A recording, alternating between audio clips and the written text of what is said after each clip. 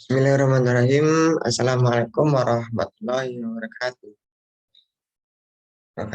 Yang terhormat kepada Ibu Dian selaku dosen pengampu pada mata kuliah Manajemen Pemeliharaan Ternak, dan yang saya hormati teman-teman kelas PTKA.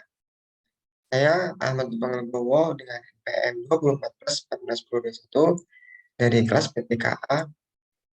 Untuk kesempatan kali ini, izinkan saya untuk mempresentasikan hasil dari laporan presentasi atau PPT yang telah saya buat, yang berjudul Pemulihan Biakan pada Ternak.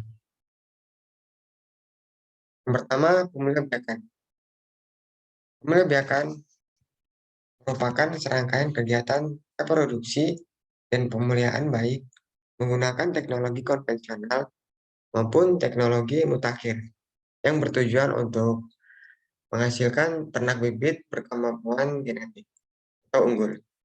Sedangkan perbaikan mutu genetik dalam meningkatkan produktivitas ternak bibit harus memperhatikan potensi plasma nutfah, kondisi agrobiologi, permintaan konsumen atau pasar, dan masalah isu lingkungan yang ada. Adanya pemulihan biakan ini bertujuan agar dapat meningkatkan mutu genetik pada suatu individu. Materi yang akan saya bawa pada presentasi kali ini itu yang pertama, pemulihan biakan sapi potong. Dan yang kedua, pemulihan biakan sapi perah.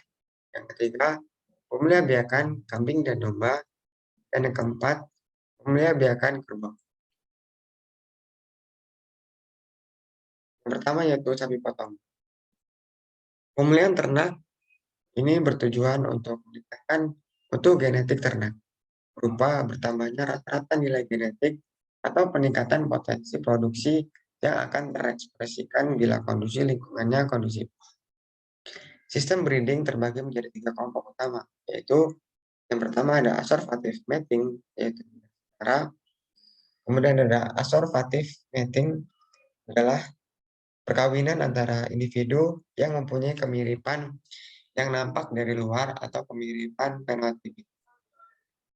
Kemudian yang kedua itu inbreeding, yaitu biak dalam. Inbreeding atau biak dalam adalah perkawinan antara individu yang berkerabat atau relate, lebih dekat dari kekerabatan rata-rata dalam populasi.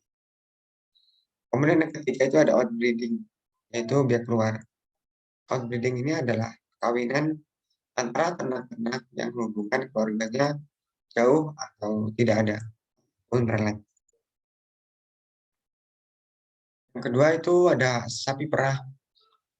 Syarat utama bagi suatu usaha sapi perah agar dapat melakukan seleksi terhadap anaknya adalah pencatatan. Pencatatan ini terutama dalam hal produksi susu, identitas sapi, data reproduksi, dan kesehatan ternak. Kegunaan utamanya adalah untuk memberi informasi tentang ternaknya individu per individu, maupun secara keseluruhan.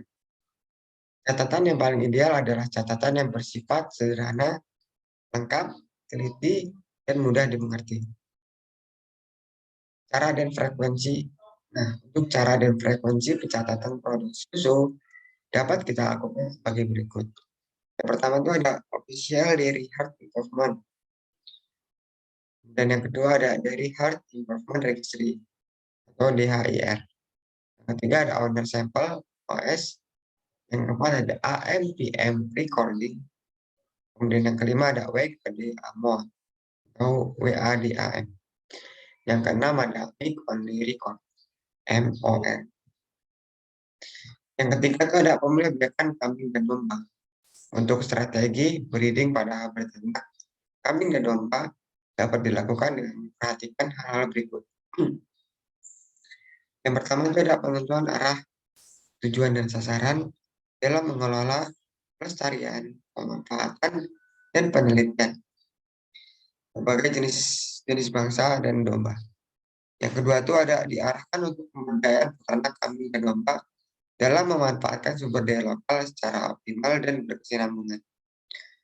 Kemudian yang ketiga itu perlu ditetapkan kawasan pelestarian pengembangan maupun pembibitan bersama-sama instansi terkait, terutama Pemda, lembaga penelitian, dan perguruan tinggi setempat. Kemudian perlu ditetapkan parameter yang akan dipertahankan atau dihilangkan atau dimanfaatkan dalam program pemulihan dan pengembangan.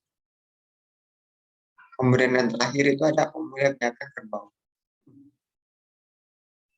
Ada dua tipe besar kerbau, yaitu tipe rawa yang mempunyai tanduk melengkung ke belakang dan tipe sungai dengan tanduk melingkar ke bawah. Genetika kerbau rawa mempunyai 24 kromosom, yang artinya berjumlah 48 kromosom. Sedangkan kerbau sungai itu mempunyai 25 kromosom, yang artinya berjumlah 50 kromosom. Menurut Cuncai 981. Selain adanya perbedaan dalam hal jumlah pasangan kromosom, ada pula perbedaan pada besarnya seks kromosom di antara kedua grup kerbau tersebut.